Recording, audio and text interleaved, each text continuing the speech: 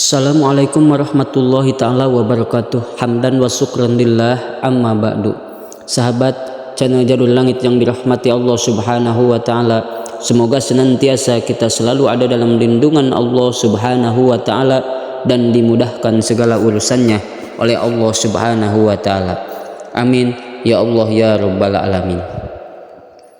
Sahabat yang dirahmati Allah subhanahu wa ta'ala, memilih pemimpin adalah salah satu aspek penting dalam kehidupan beragama dan bermasyarakat. Pemimpin memiliki peran besar dalam menentukan arah dan kebijakan yang akan mempengaruhi kesejahteraan dan keadilan umat. Oleh karena itu, Islam sangat peduli dengan masalah kepemimpinan dan memberikan tuntunan yang jelas dan rinci tentang bagaimana seharusnya umat Islam memilih pemimpin yang sesuai dengan syariat Allah. Dalam video ini kita akan membahas tentang hukum memilih pemimpin dalam Islam, prinsip-prinsip yang harus diperhatikan dalam proses pemilihan, serta bagaimana sikap seorang muslim terhadap pemerintah yang tidak adil. Sahabat yang dirahmati Allah subhanahu wa ta'ala, dalam pandangan Islam, hukum memilih pemimpin adalah wajib jika ada syarat-syarat tertentu yang terpenuhi. Hal ini didasarkan pada beberapa dalil dari Al-Quran dan hadis Nabi Muhammad SAW.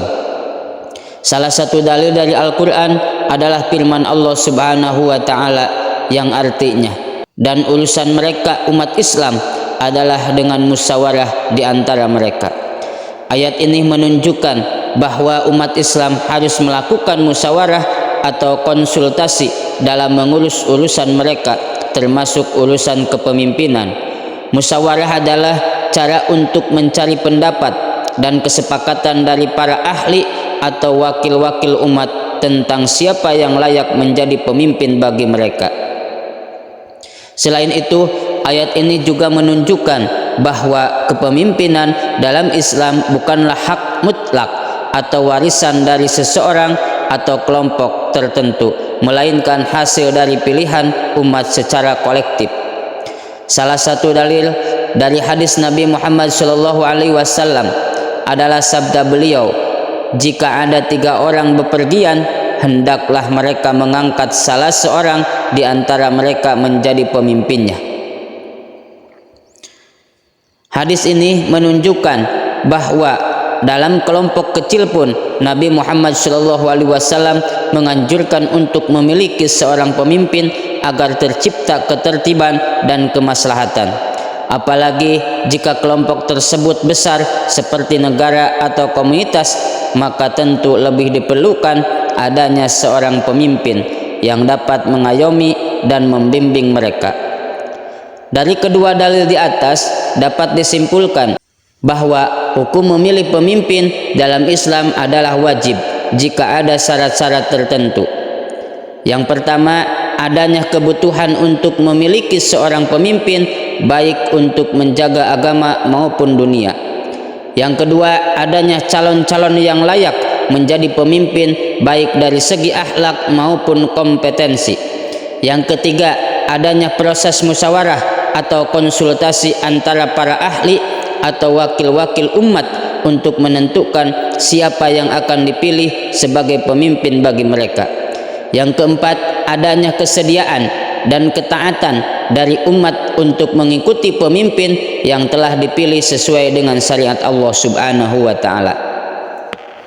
Jika syarat-syarat tersebut tidak ada atau tidak terpenuhi, maka hukum memilih pemimpin dalam Islam adalah sunnah, atau boleh jika ada manfaatnya, atau mubah jika tidak ada manfaatnya, atau makruh jika ada madaratnya, atau haram jika bertentangan dengan syariat Allah subhanahu wa ta'ala. Sahabat yang dirahmati Allah subhanahu wa ta'ala, dalam memilih pemimpin, umat Islam harus berpegang pada prinsip-prinsip yang telah diajarkan oleh Al-Quran dan Sunnah. Prinsip-prinsip tersebut adalah: 1. Memilih pemimpin yang beriman kepada Allah dan Rasul-Nya, serta mengamalkan ajaran Islam dengan baik. Hal ini sesuai dengan firman Allah subhanahu wa ta'ala, "Sesungguhnya sebaik-baik orang yang kamu ambil sebagai pekerja ialah orang yang kuat lagi dapat dipercaya. Yang kedua, memilih pemimpin yang adil dan bijaksana dalam mengurus urusan umat. Hal ini sesuai dengan firman Allah Subhanahu wa taala.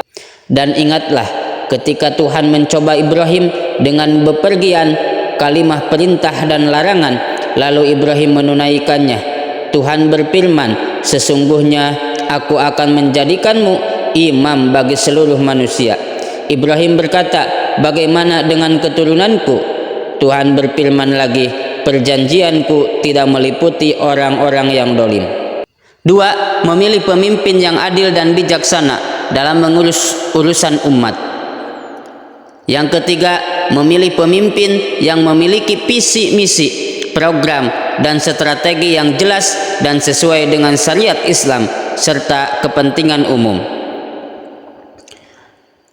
Para sahabat yang dirahmati Allah Subhanahu wa taala, dalam kondisi ideal, seorang muslim diharapkan untuk taat dan loyal kepada pimpinannya selama pemimpin tersebut tidak menyuruhnya melakukan maksiat kepada Allah Subhanahu wa taala.